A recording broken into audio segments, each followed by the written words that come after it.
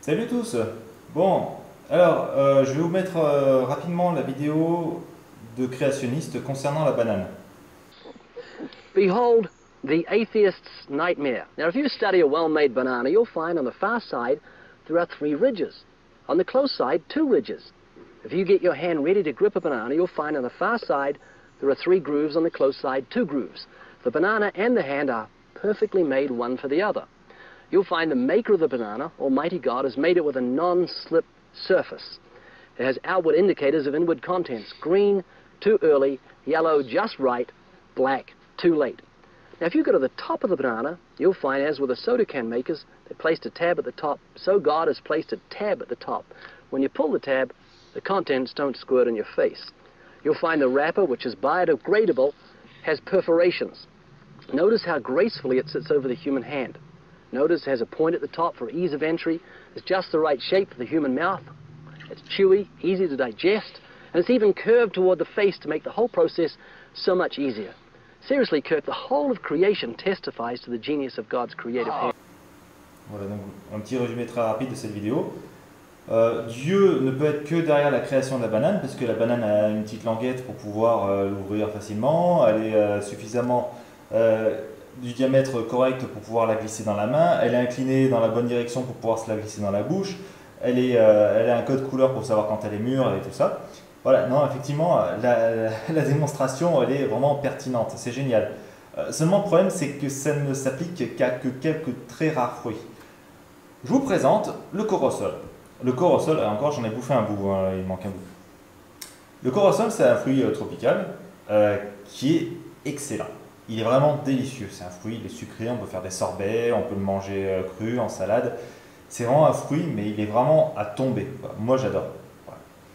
Le corosol, contrairement à la banane, il n'y a pas de code couleur.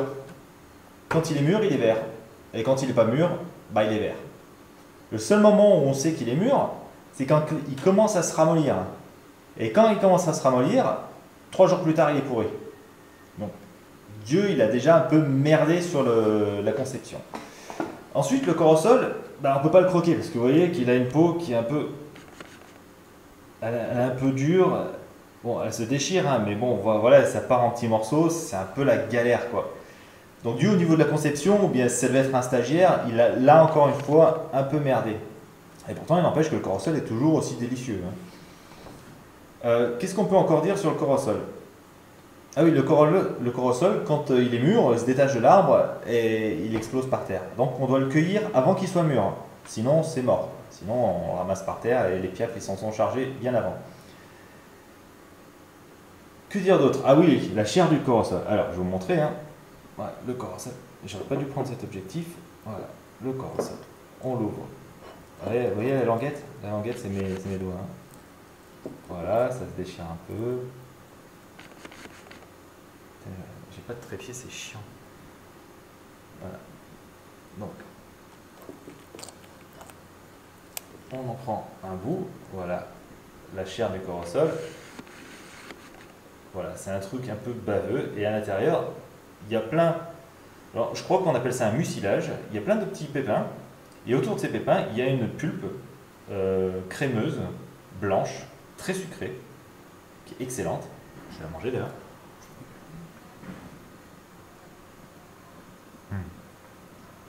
Je vous jure les gars, c'est un délice. On va manger un autre bout. Pour ceux qui se plaignent des bruits de bouche que je fais quand je parle, qu'ils aillent se faire voir. Voilà. Et une fois qu'on a mangé, eh ben, il y a plein de petits pépins comme ça, et on ne peut pas mordre, hein, parce qu'ils sont vraiment durs, hein, ces trucs. Hein.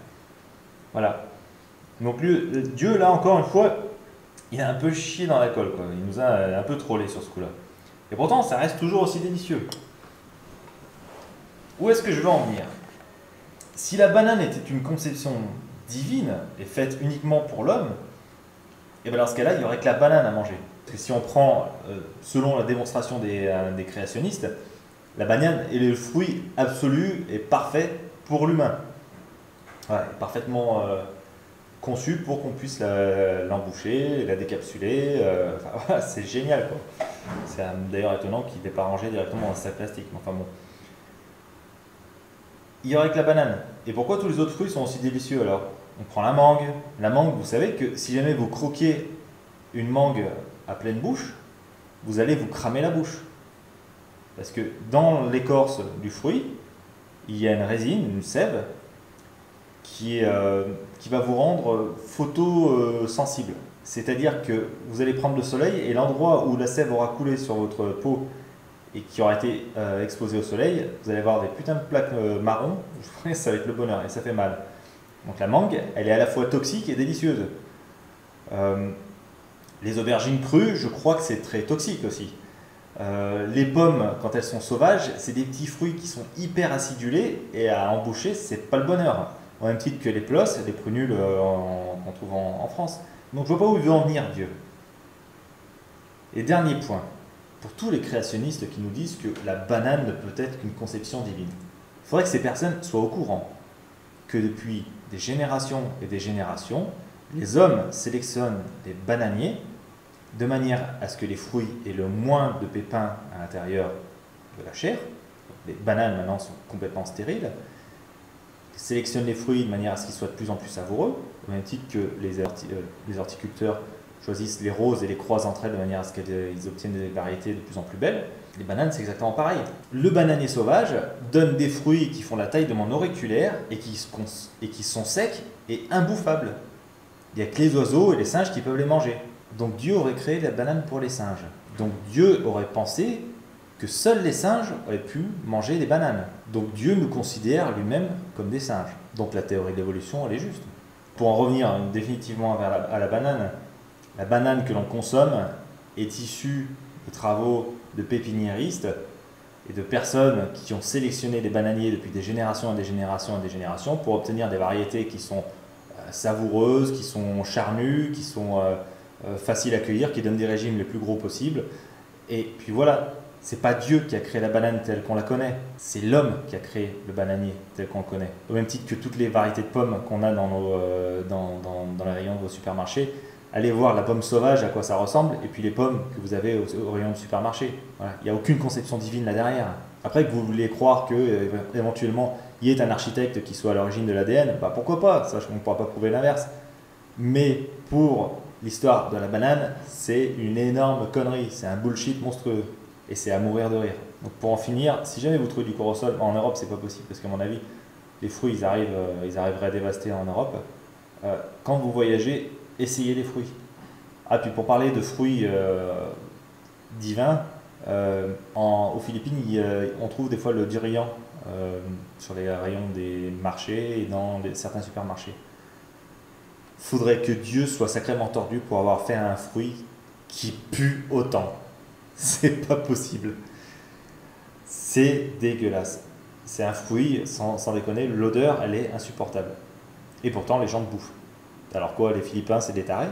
Ils sont dégénérés? Pourtant, ils adorent ça. Au même titre que plein d'animaux adorent le durian. Et pourtant, je vous promets que l'odeur, ça vous ferait vomir à mort. Hein. Voilà, c'est une petite vidéo qui sort du thème Terre plate. Je vous fais découvrir le corosol. Hein. Ah ouais, on va sur la tranche, on va couper comment ça ressemble à l'intérieur. Voilà. Il y a la partie centrale qui n'est pas comestible, hein, mais bon, tout le reste, la chair, la pulpe, c'est bon à bouffer. Et voilà, donc le corosol, c'est un fruit qu'on trouve en Nouvelle-Calédonie aussi. Hein. Voilà. En espérant que cette petite vidéo à part vous aura plu, vous aura amusé, vous aura fait découvrir un fruit super sympa. À bientôt. Non mais laissez-moi, non mais laissez-moi.